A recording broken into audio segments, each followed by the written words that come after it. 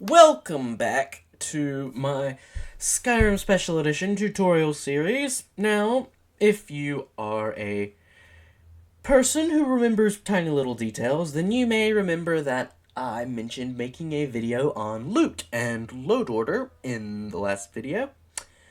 And this is not a video about loot or load order, and that's because, as I was attempting to make that video, I realized that it would be very helpful and in general make my videos easier to follow if the person watching was comfortable using Mod Organizer too. And especially if you're loading this tool up for the first time or you're not very familiar with it, it can be very intimidating and there's a lot going on. So what I just want to do is break down Mod Organizer 2 and just kind of pull it apart piece by piece into what you actually need to know about what each piece does, and try to at least make it less intimidating. Now, of course, I have to say that while watching this video will hopefully be helpful, it still is no substitute for, actually using the tool. The only reason I know most of this stuff is from just straight practice, and that's really the best teacher you're going to have. But hopefully this will at least help give you a little boost along the way to understanding Mod Organizer 2 in such a way to be quite comfortable with it. Alright, introduction out of the way, let's hop right into this. Now the first thing you need to know about Mod Organizer 2 is the fact that it can be used for other games besides Skyrim Special Edition. I originally started using it for the original Skyrim, and it also, of course, works with Oblivion. I don't think it works with Morrowind, however, just due to the age of Morrowind. I do know Mod Organizer 2 does also work with Fallout 3, though I think you might have to do a little finagling with some stuff in there. I don't remember exactly. And it should work just fine with Fallout New Vegas and Fallout 4. The reason I bring this up is because I'm starting with this big ol' button over here, and what this does is this will allow you to just restart Mod Organizer 2 and reselect which game you're working on, should you decide you want to take a break from Skyrim Special Edition for a little while and work on something else, which is understandable. This button over here will allow you to install a mod from an archive. Generally, when installing a mod, of course, you'll go to Skyrim Nexus, hit the Download with Manager button, and it'll pop up down here, and you'll be like, oh, okay, I can just double-click it and begin installing it. However, that's not always the case. Maybe you got your mod from a different website, or the mod author didn't include a download mod with manager button, so instead you'll have an archive, .zip, .r, .7zip, and that happens occasionally, and when it does, you may want to install a mod via archive. That's what this button's for. You can see I have a 7zip archive in here that I actually already installed yesterday, but you can see you can just select it, hit open, and it'll open it up with the exact same dialog that appears when you're installing via the Nexus. Honestly, they're not super different, but of course, downloading via Nexus is a little bit faster and takes a little bit less work, so it's typically, the recommended way of doing things. Which brings us to this button right here, which just takes you directly to the Skyrim Nexus for your mod browsing pleasure. Alright, now the next button in this list has to do with the profile system, which is something that, as far as I am aware, is unique to Mod Organizer 2, and it's honestly one of the things that makes it a very powerful tool. Now, a profile is basically a specific mod list. So, for example, you can see here I'm on a profile called Videos, and right now all I have installed is the unofficial Skyrim patch and Sky UI. But let's say I decided to go over to my default modding profile, and you can see I have lots more mods installed on this one. Holy cow, that's a lot of mods. And of course, what's nice is that I can just switch between these as I wish. I've recently uninstalled Skyrim, so it's not quite up to my normal working order, but what I typically do is make use of a special ability with the profile system that allows you to have local profile-specific save games. What this means is that you can save using a character on this profile, say videos, and then go to the default profile, and those saves will not be there. Now, it's odd, you're like, why would I want to do that? What if I want to have access to all of my saves wherever I am? And the real reason you might want to do this is if you like this system the way I do, where you might create a Skyrim character, let's say Finlil, and he's a stealthy mage, and so, you go over to him and you're like, all right, let's find some nice, let's see, we're going to want, Mirak and Fusrodor and some magic mods that really, make this character work well. He probably needs a lot of good magic mods if he's going to be sneaky, but maybe he doesn't need immersive weapons because he's not going to be using a lot of weapons. He's going to be using a lot of magic. But then you come over here and you're like, okay, well, this is my dude, Ben, and he's a, big two-handed wielding great sword guy. And so at that point, you maybe don't need lots of magic mods. Maybe you want something that has to do with swords, or maybe something that has like crossbows, leveled lists, or I don't know. But you can see how there might not be a lot of overlap between the kinds of mods you want installed for those characters. Well, this makes it nice because then you can just completely change which mods you have installed just with a click of a button. And, of course, if you have enabled profile-specific save games, that means if you, let's say, just started Ben and haven't made any saves with him, it won't even give you the option to load your previous character saves. It'll just start with new. And while that's not necessarily something you have to have, it's more of a very nice thing to have for the sake of cleanliness or, personal preference, to not have a lot of saves from various characters cluttering everything up. Admittedly, that was more of an option in the original Skyrim when it didn't automatically divide saves by character. I think Skyrim Special Edition does that now, but it's still nice to be able to switch between entire mod lists just with the click of a button. This button over here, coming back to the profile system, just brings up what I was using over here to customize the profiles. You can create one, you can copy one, so it'll automatically keep which mods you have enabled and which ones you have disabled for a new profile. You can remove one, rename one, and if you have the profile specific checked, then you can open up this dialog and choose which saves you want moved. So for example, these are all the saves that are accessible to all of my profiles. So I can say, well, you know what? I want to move these over here so that they won't be accessible by all profiles, but they'll be accessible by this one. So it's a very nice tool to be able to have. This one over here configures the executable files. Now what that is really that's mostly to do with this dialog over here. Now, of course, there's Skyrim Special Edition and the Skyrim Special Edition launcher, which is kind of nice that it allows you to just bypass the launcher if you want. And if you've followed one of my other tutorials, then you should have SKSE up here as well. But basically, one of the other powerful things that Mod Organizer 2 does for you is it allows you to run an executable file and have all these files applied without actually attaching them. So that's a little bit confusing, but what does that mean? That means if I were to run Skyrim Special Edition, then, I have all of these mods enabled right now, so it would be under the effects of these mods. So I would go in, and there would be more weapons, and the guards would say different things, and such as that. But if, say, I just went over to Steam, and I just hit play and launched Skyrim without Mod Organizer 2 at all, it would be completely vanilla, ordinary Skyrim. Because none of these files are actually in my data folder. If you weren't using a mod manager and you were installing a mod, you would have to, go all the way to your data folder, and you would come over here, and you'd be like, okay, well, you would have some mod files over here, not in Mod Organizer. You'd have to drag them into this folder, and they would overwrite some things, and that would A, make uninstalling mods a huge pain, but B, eventually everything in here just gets kind of jumbled and messy. And so Mod Organizer 2 makes it very easy to uninstall mods and change what's in there and organize them, which is very nice. It is Mod Organizer 2, after all.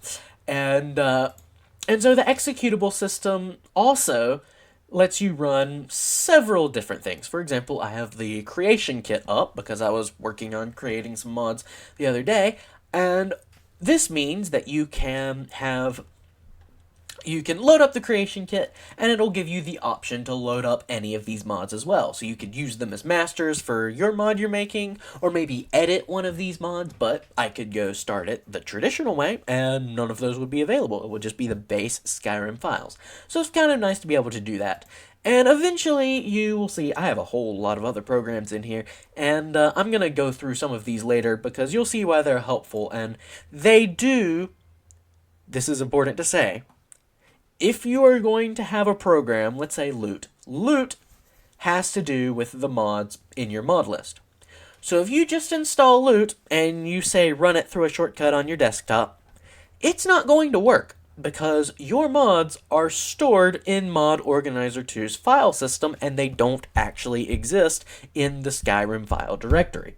So you have to run them through Mod Organizer 2 for them to be affected by the program you're running. This is true of any programs you run through Mod Organizer 2. Just to make sure that's clear. Now, coming back to this dialog over here, this is how you install or add new executables. Actually, they'll already be installed. You just have to add them to your drop-down list. It's super easy. You just say, well, I want to add an executable from a file, and then you'll be in your Skyrim Special Edition. You'll be like, oh, well, if I want to add loot, I just hit the actual loot executable, and I hit open, and you can see it automatically put in a title. It has the binary, which is where it'll actually run, and you can see if I take that out, it automatically has the picture up there. Actually, I don't know why I have 2 copies of the creation kit. I can get rid of you. Yay! As you can see, you can remove executables from Mod Organizer 2 using this button. This one will allow you to just move it up in the list if you want to just change the order of your list, and that's most of what you're actually going to need to know for this. There are a few other options here, but you won't have to use them in, general modding life. This here is tools for Mod Organizer 2. Again, this is mostly For's New Idols and Skyrim stuff, which is a very specific mod that I'll probably end up going over at a later date. And in all honesty, I, for a while, didn't use these even when I did have that. You can do it all manually. I have Generate Finished for Users in here. And then, of course, you have your actual Mod Organizer 2 settings. There's a whole bunch of stuff in here. That's, yeah. You can see you can, change the language, change the style. I've already been through some of this. This is just various settings that you can change through once you kind of figure out what it is you actually like about your Mod Organizer 2 setup and things you want to change, and so on and so forth. Let's see. We already went through the profile system. This is just another set of tools for the pane down here. Ways to open folders. I'm going to be honest, I probably have never used these before. I'm sure they're useful in some way, shape, or form, but I don't really use them, so they're not super necessary. This is nice, though. It tells you how many mods you have active. That is, how many of these little boxes are checked and will be applied to your game. It's very nice to be able to see that, whether for a technical purpose or just to be able to go up to your friend and be like, hey, do you have almost 300 Skyrim mods installed? And he'll say, yeah, because that's actually kind of a low number, but still. It is nice to be able to see that, even if just for the sake of novelty. Speaking of this pane, oh boy, there's a lot happening here. I am going to start by going down here, because I have... Well, okay. When you install a mod, it's going to show up over here. Now, you can see that by changing profile, I can change which ones are enabled and what order they're in and things such as that. But they'll always appear over here. And, of course, it's going to tell you some information. It'll tell you the name, and it's nice that you can sort by name if you're trying to find a specific mod and you have a giant long list like this, then you can search through and find a mod via name. However, it'll tell you that. It'll tell you about conflicts. What this means is if you have a bunch of mods enabled, you can see that this here is a little lightning bolt with a negative sign on it. Now, the name conflict and the lightning bolt with a negative sign on it make this seem like this is a bad thing, but it's actually not. This is perfectly okay. What this tells you is, yeah, let's use immersive weapons here. This tells you that some of the files that are here are also being changed by a different mod. And actually, since I have that selected, I can scroll down and see which mod is making changes to it, which is Legacy of the Dragonborn patches. And you can see here it has a lightning bolt with a plus to show me, hey, this mod is overriding a different mod, and I can scroll back up and see it. And while this is, called a conflict, this is actually what I want, because this is a patch collection, and so this is making changes to immersive weapons to make it run better with the other mods. So conflicts are not necessarily a bad thing, but this is just a nice system, lets you know, alright, I can see that this mod is overwriting some files, so I can scroll up after I've selected it and see all the mods that it's affecting. And sometimes it'll be just one, sometimes it'll be a couple. You can see this one is both being overwritten and overwriting, which is interesting. It's overwriting SMIM up there, and it's being overwritten by Wills of the Lowell patch down here. So there's a lot of interesting things to know. Flags, I don't know. Come to think of it, I also never use these. Oh, I see. See, I'm still learning stuff. There's a lot of stuff in Mod Organizer 2, and I've been using this tool for years now, so it's okay if you don't automatically get everything. It appears that this flag here means I have not endorsed this mod on the Nexus, which I probably ought to do at some point. I have not gotten around to doing that. Endorsement is just a good way to let mod authors know, hey, I like your mod. It is good. Good job. And of course, that's sort of something I think you can sort by number of endorsements there to help see which mods people like and are well used. Let's see. Are there any other kinds of flags? No. The answer is no. Great. Alright, then you have category. This is a nice thing if you want to say, hey, where are all my armor mods? And you can see, oh, well, here they are down here. If you hit it, it'll sort by category, so you have your armor and your audio, and there are a few mods that don't necessarily have categories attached to them. For example, if you install a mod via archive, then yeah, you're gonna have to attach a category to it manually, but that's not too hard. You just right click on it and it brings this up, and you can change the categories and set what the primary category is, because most mods have a couple, but the primary is the one it'll mostly show up under. Another nice note about categories, actually, is that if you come down here to where it says no groups, you can set it to show by categories down here, and you can see now it's sorted into groups. And so I can hit audio down here, and it'll show me all my audio mods. Armor, it'll show me all my armor mods, which is very useful if you're, say, starting a new character, and you want to go through all your mods and see which ones you want to have installed for this character. It's quite nice.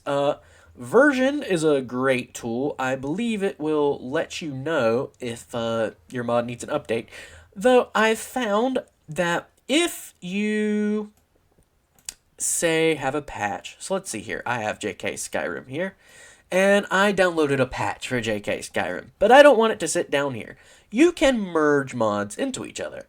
So this here contains, if I open up the file tree, I can see, look, there are these patches in here. They didn't originally start in here. When I was installing them, I just didn't change the name and chose to merge them in. The problem is that Mod Organizer 2, when it comes to the version system, does not like those numbers. I want to say it adds them together for some strange reason.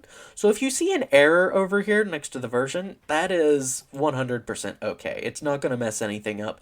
It's just Mod Organizer 2 saying, hey, something is funky with the math here. This symbol down here tells me that I have a newer version. I don't think that's right.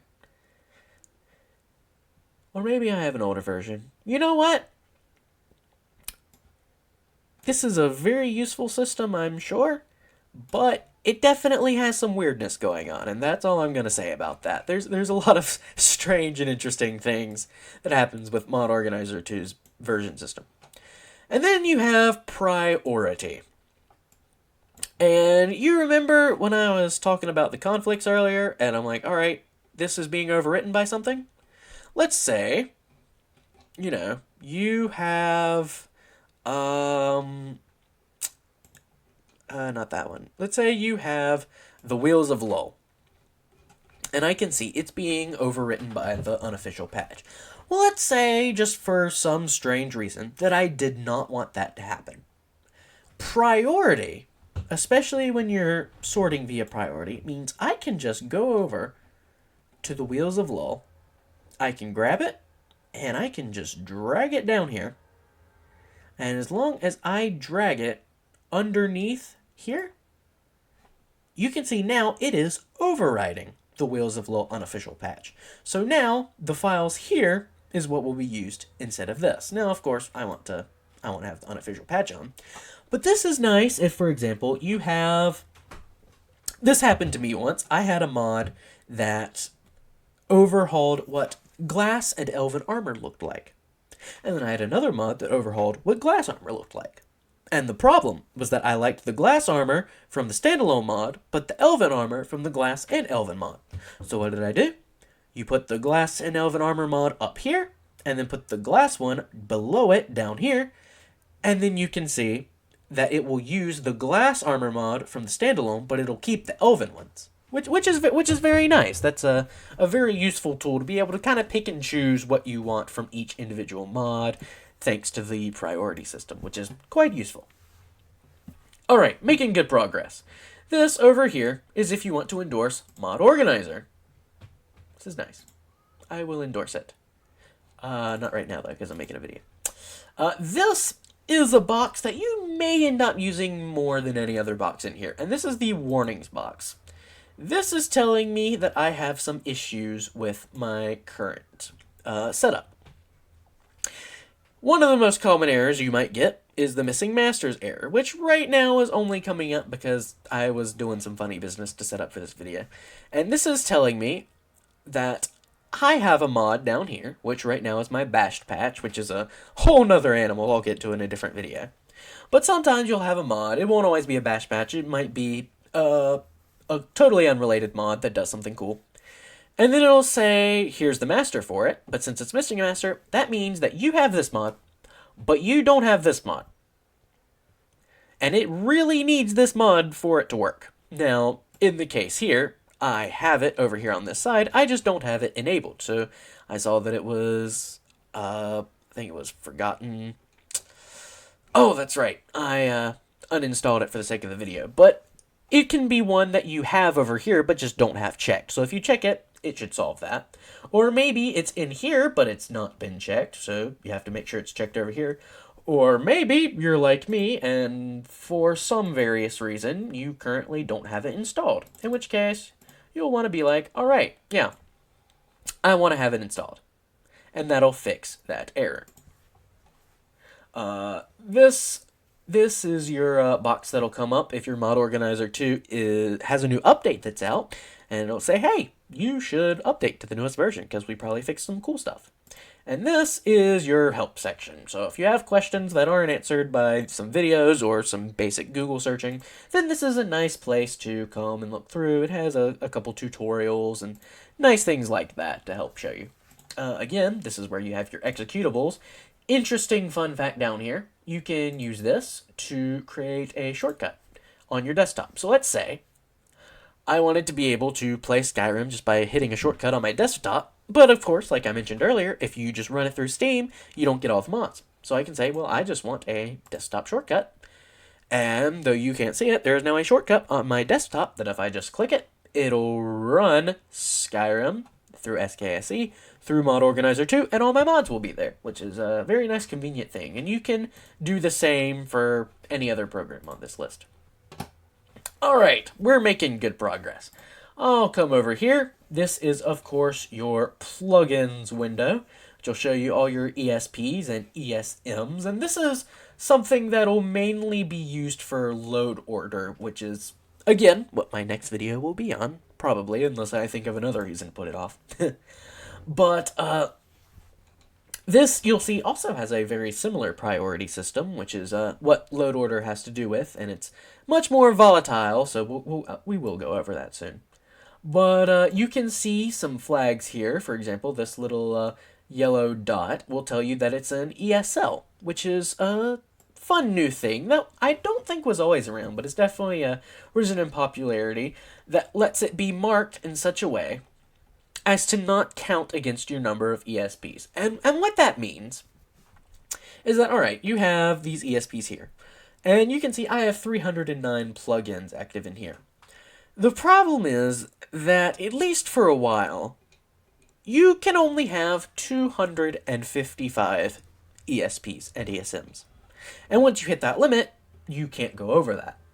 And that's a problem for many people who want to have a lot of mods. And so, the solution that many people have come up with is an ESL flag, which you can see this file is an ESP, but it's been flagged as an ESL, as is shown via yellow dot, and as that, it does not count against your number of ESPs. I think this is going a little out the side, but if you hover over this, it'll show you the types. So, you can see it shows you the ESMs and the ESPs and the ESLs and how many you have of each type, which is very nice. So this little flag tells you that it's got ESLs. This here little treasure chest will just show you that you have an archive attached, which really just means that it's a BSA file. A lot of mods, generally your most generic kind of mod out there is going to have two files, an ESP and a BSA. So this is just letting you know which mods have a BSA and which ones don't. With that, you've got your priority, and then you have your mod index, which you probably won't have to use in general things, but it is nice if you're someone who uses the console a lot, and you're trying to find the IDs of maybe items. We've all probably added an item via the console at one point or another, thanks to a bug, or, I don't know, maybe you decided to cheat, which is fine because this is a single-player game. But, you can add an item via a console, but, you have to have the ID for that item. And so you can, if it's an item from normal Skyrim, you can search for it in the console, or you can look it up on a wiki. But when it comes to mods, you generally don't have that luxury. And so this just tells you what the first couple digits of an ID might be if you end up needing that for some particular reason. Which is generally, it's just nice information to have. Archives here is just showing you the BSAs for each file. So, for example, here's Ordinator. It's showing me that I have 2 BSAs for Ordinator. So this is kind of nice to just be able to see where all your files are and what you're looking at. And if you're confused as to what an archive is, what do you know? There's a nice little link for that. So you can look it up there. All right. Now, the Data tab, of course. This is a fun little one because it shows you something interesting. You, of course, remember that I was talking about the Data folder and installing mods manually, and you can see my Data folder isn't terrible. It's pretty basic. I installed SKSE in here, and I have mostly Skyrim files in here. But it's fairly simple, and I don't have lots of mods manually installed because I used Mod Organizer too. This just shows you what your data folder would look like if all the mods you had enabled over here had been installed manually. So you can see all of these folders for one, and then you can see all of the ESPs and ESMs that would be installed, which, in case you haven't noticed, is a lot. And it shows you which mod they're from. I've never actually had to use this for fixing something or something, but it is an interesting novelty, which Mod Organizer 2 has a few of. Now, saves is useful. It'll let you look at a save, and you can't always see it. See, you can see here, this tells me that this is save number 9 on that particular profile. It'll tell you your character name, your level, your location, of course, your date. Wow, this one's an older one. And it'll show you, which is nice, which ESPs you had that you are missing. So if, for example, you had... Oh, this did happen to me once. You have a character that you play for a while. And then eventually you get tired and you kind of stick them to the side for a while. And this happens for like years. And you go on, your load order changes a lot. And for me, one day I was just going through some files and then I find these old saves from this character. And I'm like, well, I kind of want to load this guy up. I remember having lots of fun with him. But of course, trying to load him up is dangerous because there's a lot of mod changes that have happened in my load order since then. So this helps tell me which ones I had at that time and don't have now, and lets me make sure my load order is correct to make sure it all works. It also provides a nice picture if you're more visually minded like me and you're like, what does this mean? It gives you some context, which is nice. And then, of course, downloads, where you will download and install mods. It'll give you the name, the status, whether it's installed, uninstalled, ready to install, and if a mod is downloading, it'll give you the green progress bar here. The file size, which is nice, for you're like, where does all my space go? And then you find the one mod that's like 5 gigabytes, and you're, oh, that's where all my space went. And, of course, when you downloaded it, which can be nice if you want to find, one of your older files or something. And of course, this is where you'll install your mods from. You'll double click and you'll come here. And as you'll remember, I went over this in a different video, I think. But, you can rename it, call it Forgotten Dungeons, I don't know, Pack, or Forgotten Dungeons Setup, or, Fancy Pants, Big Dungeons. Sure, why not? I misspelled Fancy Pants, but okay. But whatever you decide to name it, you should then hit manual. And the reason for this is that you can see where I've opened it up. And you can see it's giving me an error. This didn't happen when I was showing you this last time, but this is why you'll always hit manual. If I had just hit OK on that last screen, this mod probably would not have worked. And the reason for that is Mod Organizer 2 is looking for the files that need to go in your data folder. Which, they aren't actually putting in the data folder. You can see, remember that tab, is just going in the Mod Organizer 2 fake data folder. But it still needs to know which ones are supposed to go there. And so you can see this is where your data folder would be. And it's like, alright, this is what we should put in there. But putting another data folder in your data does not make sense. And so Mod Organizer 2 is freaking out. They're like, what do we want to do? And so it's pretty easy to fix this. You can hit this arrow down here and see, here's your ESM. This is what needs to go in your data folder. So you will want to right-click this and set that as the data folder or the data directory. And you can see now it's all fixed and it says looks good. So there you go. Now you could hit OK and install it and everything will be fine and dandy. Which is something you'll always want to make sure you do for a mod when you're installing it. Just to make sure everything's going to work out fine and you're not accidentally breaking everything, which can happen. And this here is just your log, which will show you, hey, all the things Mod Organizer 2 has been doing recently, and a couple errors. You can see I have errors here, but they're not a huge deal usually when errors come up in here. It's kind of like There are a few things that when errors pop up, you don't have to worry too bad. It's not going to kill anything. If errors pop up in this pane, you have problems. You want to fix those. But if errors come up down here or in like the version numbers over here, you're probably good.